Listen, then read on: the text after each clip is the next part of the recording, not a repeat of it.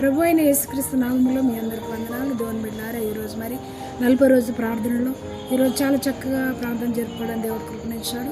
వచ్చిన సంఘ బిడ్డలందరూ కూడా ప్రతి కుటుంబం కొరకు, ప్రతి విషయం కొరకు ప్రార్థించారు. దేవుని బిడ్డలారా, మరి అందరి కుటుంబంలో కూడా ప్రతి కుటుంబంలో ఏదో ఒక వేదన, ఏదో ఒక శోధన, ఏదో ఒక అనారోగ్యం, ఏదో ఒక మానసిక బాధ, మానసిక ఒత్తిళ్ళు, కలవరములు ఉంటున్నటువంటి ప్రతి కుటుంబంలో కూడా ఈ కుటుంబం బాగుంది, ఈ కుటుంబంలో బాగున్నారు, అంత క్షేమం అనడానికి లేదు. దేవుని అందరూ కూడా అలాంటి పరిస్థితుల్లో ఉన్నారు.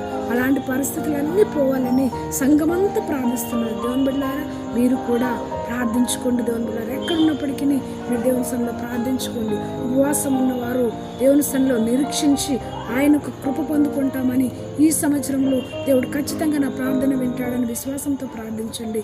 దేవుడు మీ కార్యములు సఫలపరిచి దీవించి ఆశీర్వదించును గాక. దేవుని బిడ్డలారా, ఈరోజు దాసు నిలబెట్టుకొని కీర్తన 122 6వ వచనం 7వ వచనంలో దేవుడు మాట్లాడుతున్న విధానం ఏమనగా, దేవుని బిడ్డలారా, యెరూషలేము యొక్క క్షేమం కొరకు ప్రార్థన చేయండి. యెరూషలేమును ప్రేమించేవారు వర్ధిల్లుదురు అనే వాక్యం మీద దేవుడు చాలా చక్కగా దాసు నిలబెట్టుకొని దేవుడు మాట్లాడి ఉన్నారు.